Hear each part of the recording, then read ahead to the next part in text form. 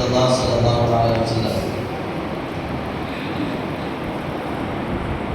فاطمہ کا لاڈلا،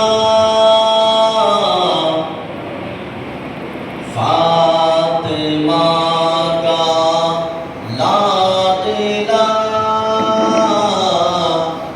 جو علی کے گھر پلا، وہ حسین ابن علی۔ فاطمہ کا لاڈلا، جو علی کے گھر پلا، وہ حسین ابن علی۔ کرے صبر و رضا، کرے صبر و رضا، بادشاہ کربلا، وہ حسین ابن علی۔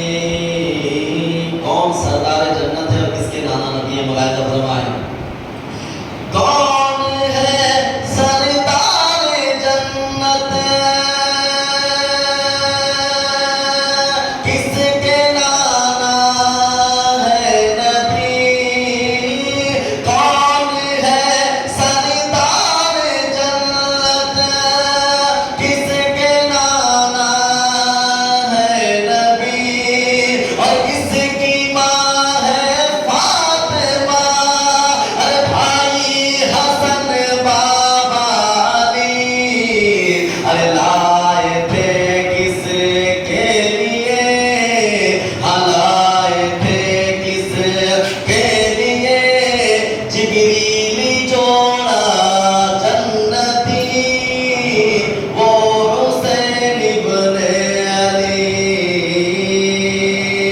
فاطمہ کا لاڈلا، جو علی کے گھر پلا، وہ حسین ابن علی۔ ہے میری آنکھوں کی ٹھنڈک، ہے میرے اس دل کا چین۔ کون کہہ رہا ہے؟ نبی ارشاد فرماتے ہیں، ہے میری آنکھوں کی ٹھنڈک، ہے میرے اس دل کا چین۔ ہے میری آنکھوں کی ٹھنڈک، ہے میرے اس دل کا چین۔ میں حسین ابن علی سے ہوں تو مجھ سے ہے حسین، ظالموں کیا بھول بیٹھے، ظالموں کیا بھول بیٹھے، یہ حدیث پاک بھی، وہ حسین ابن علی۔ اے کرے صبر و رضا، بادشاہ کربلا، وہ حسین ابن علی۔ جس کو اگر امام علی مقام نے نبی کے پشت مبارک پر سوار ہو گئے تو نبی نے سجدے کو لمبا کر دیا، نماز میں تھے، سردار انبیاء نماز میں تھے، تو حضرت امام علی مقام ان کے پشت مبارک پر سوار ہو گئے تو نبی نے سجدے کو طویل کر دیا، لمبا کر دیا۔ کیوں؟ اس لیے کہ اگر میں سجدے سے سر اٹھاؤں گا تو میرا نواسہ نیچے گر جائے گا، اسے تکلیف پہنچے گی، چوٹ آ جائے گی، اور اسی نواسے کو کوفہ کے اس ریگستان میں ان ظالموں نے جو ہے قتل کر ڈالا۔ اللہ اکبر۔ تو بتائیے قبر انور پر جب ان ظالموں نے حضرت امام حسین کے گلے پہ چھری چلائی ہوگی تو اس وقت قبر انور پر جو ہے امام علی مقام کی شہادت پر ان کے نانا جان جناب پاک محمد رسول اللہ ہم سب کے نبی کس طرح ان کی روحیں تڑپی ہوگی، کس طرح ان کو تکلیف پہنچی ہوگی، جبکہ امام علی مقام کے بارے میں نبی نے ارشاد فرمایا الحسین منی وانا من الحسین، میں حسین سے ہوں اور حسین مجھ سے ہے، میں حسین سے ہوں اور حسین مجھ سے ہے۔ جس نے حسین کو تکلیف دی اسے مجھے تکلیف دی، اور جس نے حسین سے محبت کیا گویا کہ اس ملت کے نوجوانوں ملاحظہ فرمائیں، سجدے کو لمبا کرے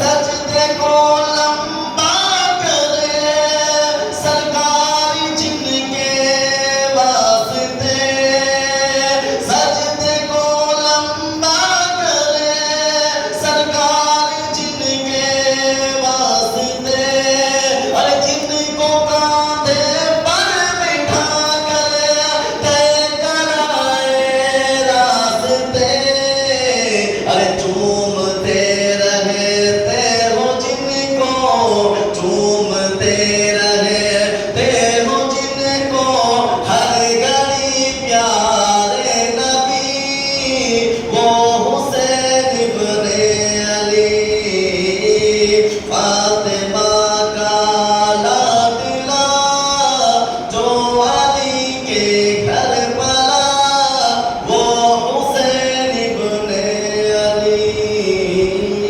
درود پاک پڑھیے، اللہم صلی علی سیدنا مولانا محمد وعلی آلہ وسلم منبع علم والعلم والکمال واصحاب بارک وسلم صلی اللہ علیہ وسلم علیہ یا رسول اللہ صلی اللہ تعالی علیہ وسلم۔ حضرات، نبی کے ساتھ، نبی کے نواسے کے ساتھ جو جنگ کرنے والے تھے، یہ کوئی کافر نہیں تھے، یہودی نہیں تھے، بلکہ نبی کے کلمہ پڑھنے والے تھے۔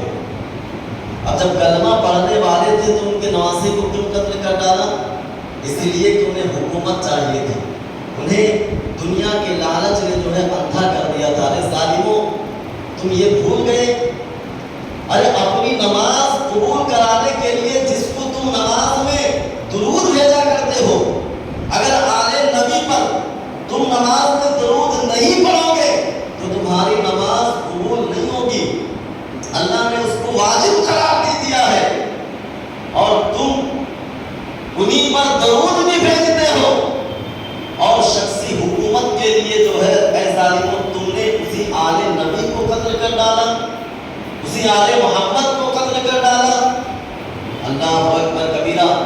آج کل کے کچھ لوگ جو ہے نامزاد یہ کہہ دیتے ہیں بڑے فراٹے کے ساتھ کہ جھوٹ بول کر جو ہے جان بچا لیتے، امام علی مقام اس وقت بیعت کر لیتے، بعد میں انکار کر دیتے، یہ تو جائز تھا شریعت میں۔ ارے بیوقوفوں، شریعت ان کے نانا کے گھر میں آتی تھی کہ تمہارے نانا کے گھر میں؟ قرآن ان کے نانا کے گھر میں اترا تھا کہ تمہارے نانا کے گھر میں؟ تم زیادہ علم رکھتے ہو یا وہ حسین جو نبی کی گود میں پلا ہو، وہ حسین جو نبی کے سینے سے لگا ہو، وہ حسین جو نبی کے گانے پہ بیٹھا ہو؟ تم زیادہ حدیث جانتے ہو یا حسین زیادہ حدیث جانتے تھے؟ ارے یہ حدیث امام علی مقام کو معلوم تھا، یہ پتا تھا کہ اگر میں جھوٹ بول لوں تو ہماری جان بچ سکتی ہے، ہماری اولادوں کی جان تو بچ سکتی ہے، مگر قیامت تک میرے نانا کی امتی جہنم کے گڑھوں میں چلی جائے گی۔ اگر نبی کی امت کو بچانا ہے، اگر نانا کی امت کو بچانا ہے تو شہید تھیما کا شیر خان کو قربان کرنا ہے، نوجوان جیسے قاسم کی جوانی بھی لوٹتی ہوئی دیکھنی پڑے گی، علی اکبر کے نوجوان لاش پر جو ہے تھوڑے دوڑتے ہوئے جو ہے دیکھنا پڑے گا، اور خود اپنا سر بھی جو ہے راہ خدا میں کٹوانا پڑے گا، تب جا کر نانا کی امتی جو ہے گنہگار بخش جائے گی۔ اگر امام علی مقام کوئی سمجھوتا کر لیتے تو آج ہم جو ہے یا تو کسی شراب اڈے میں ہوتے، یا تو ڈھول تاشے بجا رہے ہوتے، یا تو پھر ناچ گانے میں جو ہے مگن رہتے۔ کیوں؟ اس لیے کہ حکومت تو یزید کی تھی، وہ تو یہی کر رہا تھا، کبھی شراب نوشی، کبھی جو ہے عورتوں کو بلا کر جو ہے ان کا ننگا ناچ کرتا تھا۔ یہ اتنا فیاشی باز تھا، تاریخوں میں آتا ہے کہ صبح سے لے کر شام تک کوئی وقت ایسا خالی نہیں رہتا تھا کہ اس کے ہاتھ میں شراب کی بوتل نہ ہو، ہمیشہ نشہ میں دھت رہتا تھا، اور ان ظالموں نے اسی کو اپنا حاکم بنا لیا۔ کیوں؟ اس لیے کہ انہیں عہدہ چاہیے تھا، انہیں دنیا کی دولت چاہیے تھی، اسی لیے امام عالی مقام جن کا حق تھا خلافت الہیہ کا، انہی کو جو ہے ان ظالموں نے دھوکے سے کوفہ بلایا، اور بلا کر ان ظالموں نے نبی کے نواسے کو جو ہے دھوکے سے شہید کر ڈالا۔ ملت کے نوجوانوں، منشا الہی یہی چاہتی تھی کہ نبی نے بشارت دی تھی، نہیں تو کیا امام عالی مقام جب امام عالی مقام کی پیدائش ہوئی اس وقت جو ہے یہ اللہ تبارک و تعالیٰ جبریل کے ذریعے جو ہے نبی کو بتا دیا کہ جس نواسے سے آپ اتنا پیار کرتے ہیں، آپ اتنی محبت کرتے ہیں، اسی نواسے کو آپ کے کلمہ پڑھنے والے امتی جو ہے اپنے ہاتھوں سے ذبح کریں گے۔ نبی اگر چاہتے تو دعا فرما دیتے، نبی کی دعا کبھی رد نہیں ہوتی ہے، نبی نے کیوں نہیں دعا کیا؟ اور امام عالی مقام جن پر پانی بند کر دیا تھا، کہ امام عالی مقام پانی کو نہیں بلا سکتے تھے؟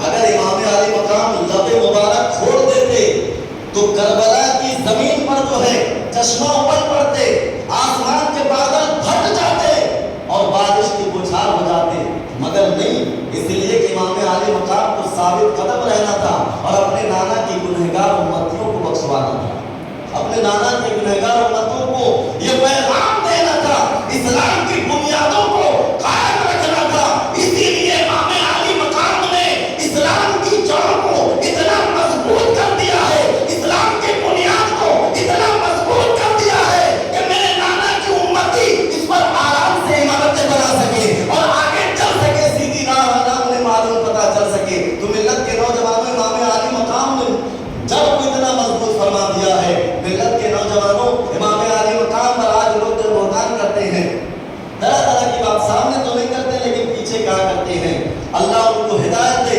اس لیے کہ امام عالی مقام رضی اللہ تعالیٰ عنہ وہاں جنگ کرنے کے لیے نہیں، دولت کی لالچ میں نہیں گئے تھے۔